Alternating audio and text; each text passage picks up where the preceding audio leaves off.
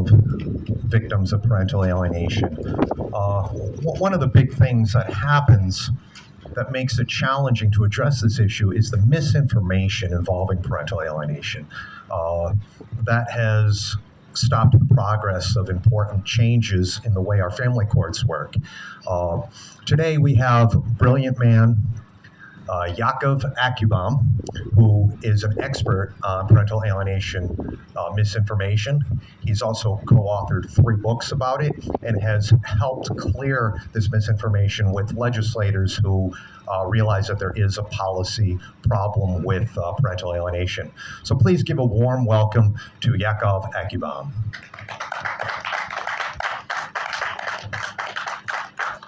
Thank you, Bill, and thank you everybody for coming and showing your support today. As Rael mentioned, parental alienation has been described as a mental condition in which a child, usually one whose parents are involved in a high conflict divorce, allies strongly with one parent and rejects the relationship with the other parent without any legitimate justification. This is caused by the alienating behaviors that the other parent engages in. A leading critic of parental alienation is Danielle Pollock. Pollock is a Pennsylvania resident, and she is the lead author of Cadon's Law.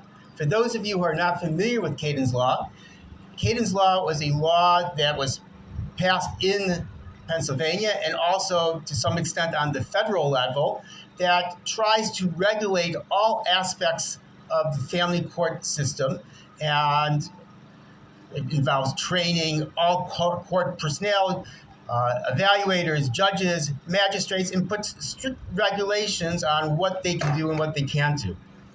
So in 2019, Ms. Pollock wrote written testimony for a shared parenting law in Pennsylvania. And I think her testimony will be a good springboard to start off a discussion about misinformation about parental alienation. So this is what Ms. Pollock wrote, and I'm quoting: "Family violence is present in most contested custody cases, 75%. She cites a study by Jaffe and others that in turn cites 4 other studies that claims that 75% of cases in litigation involve allegations of domestic violence. Pollock then goes on to say that annually, every year in the United States, 58,000 children are ordered into the care of an abusing parent by our family courts. You heard correctly, 58,000. And nationally, over the past decade, over 700 children have been murdered by a parent amidst a custody battle. And in fact, Pollock says that 24 children have been murdered by a parent in a custody battle in the state of Pennsylvania. Now, that sounds horrifying. It sounds like a crisis that we have to do something about, and we have to have proper legislation and enforcement of legislation. There's only one problem. Everything that Ms. Pollock just said is not true. It's a total concoction, as I will show you right now. First of all, she said that 75% of custody litigation has allegations of domestic violence. And she quotes a paper by Jaffe. Well, first of all, that paper was not a peer-reviewed paper, so that already is one strike against it.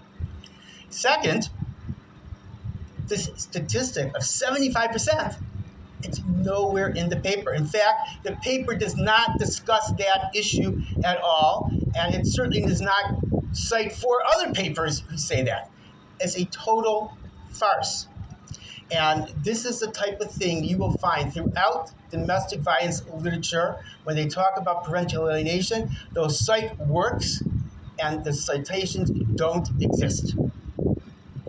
Okay, let's go on to the next thing that Ms. Pollock claimed. She said 58,000 children are ordered every year by family courts into custody with abusers. Well, Pollock did not make that up. Yeah. This was actually a figure that was invented by a Maryland psychologist, Joanna Silver, in 2008 for a press release. That's right, there was no research. She just issued a press release and she shows her work. She did some mathematical gymnastics and took some leaps of faith and came up with this figure. Well, it has no basis in reality whatsoever. And in fact, if you look at court records, in 2008, there was somewhere between 50,000 and 100,000 custody decisions, trial custody decisions. It's hard to know exactly how much. It's probably closer to the lower end than the higher end. It's absolutely absurd to say that almost every custody case in America involved domestic violence allegations and that the judges got it wrong in almost every case. It's absolutely absurd. And again, there was no research done for it. Now, here's my favorite 700 children over the last decade were murdered by parents amidst a custody battle. Now, we know where this comes from also. This comes out from an organization in California called the Center for Judicial Excellence. And what they basically did, they also did no research. They put an algorithm into the internet and it alerts them whenever there was a murder by a divorced or separated parent. And they went and they looked at the media accounts, and if a media said a parent who was divorced murdered a child, they added it to their list. They did no follow-up. They didn't get other sides of the story. They didn't look for court transcripts or police records. All they had was the media accounts. So all they know is that a divorced parent killed the child. Well, unfortunately, in America, every year, there are hundreds and hundreds of parents who kill their children. What does this tell us? That we live in a violent, sick society. Now, some of those people who killed their children are divorced. That doesn't mean there's a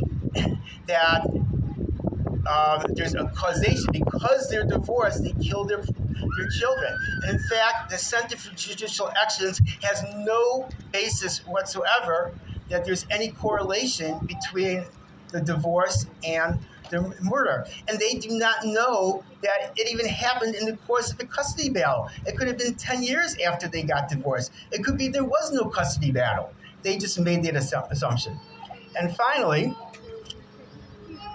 Ms. Pollock said that 24 of these cases happened in Pennsylvania. Well, there's a retired judge in Pennsylvania. I'm not sure how to pronounce her name. It's Doris Peckrow, something like that. Well, she was a judge. She had access to Pennsylvania court transcripts. And she looked up every one of those cases. And it turned out that only 5 of the 24 cases actually had court involvement. And every single one of those 5 cases were not attributable to any negligence upon the courts. So those are the statements of Ms. Pollock. And as you can see, they really have no truth to them at all. And similar misinformation and fraudulent citations are prevalent in domestic violence literature and in their testimonies across the country and in fact across the world. So why is Ms. Pollock and others promoting such false information? Well, basically, they feel threatened by the existence of parental alienation. You see, some scholars have claimed that fathers allege parental alienation in order to deflect allegations of abuse from themselves. So these critics view alienation as a threat to domestic violence victims. And in fact, Pollock on her website, is called the National Safe Parents Organization, openly states that Kayden's Law was designed to exclude alienation claims from the family court systems. And she uses scare tactics to encourage its passage. That's what this misinformation campaign is all about. And that's what Kayden's Law is all about. Now, a growing body of research shows that parental alienation is not just something that you can go into court, make a claim, and be believed by the judge. And especially when there's counterclaims of domestic violence or abuse. The courts thoroughly investigate it. Parental alienation critics have been promoting a narrative that there's a correlation between alienation and domestic violence allegations, but the research shows that there is no correlation, and it could happen, but it's very minimal. These critics have engaged in a public policy deception campaign that uses the standard tactics of all science denial campaigns, and they're doing that for the purpose of discrediting parental alienation. For example, they use straw man arguments to make parental alienation look silly. One example is that they claim that parental alienation experts will assume that all contact refusal is because of alienation, which is obviously absurd. There could be many reasons why a child rejects a parent.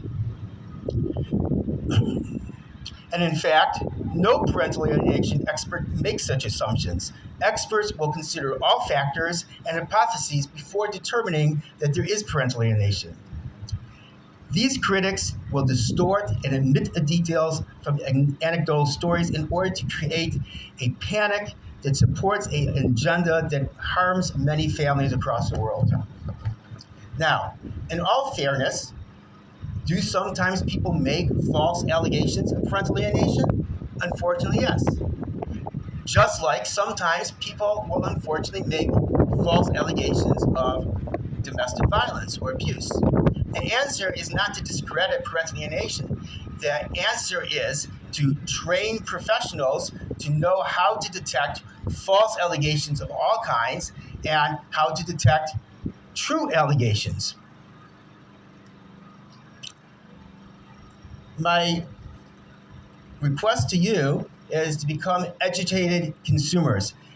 As was mentioned, I wrote 3 books about misinformation. This is one of them over here. This talks about the Center for Judicial Excellence's study about child murders by parents, and I brought this copy for you, Bill. You can have this, but it's on condition you have to get me a biker's jacket.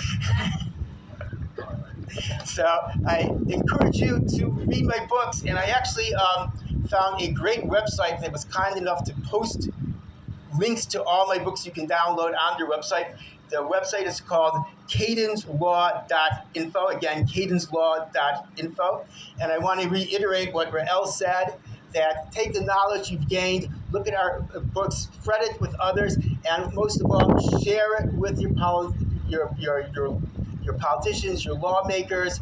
Let them know what's going on, and don't let them get away with this misinformation. The next time Ms. Pollock testifies in Pennsylvania, and she will, get up there and counter what she's saying, or challenge her for it. That's the only way we're going to get past these things. So I thank you for showing up today and for your attention.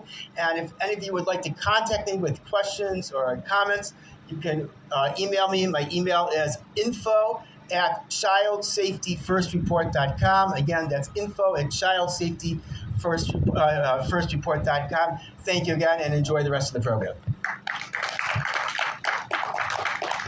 All right. Let's give it up again for Yaakov. A wonderful job by him.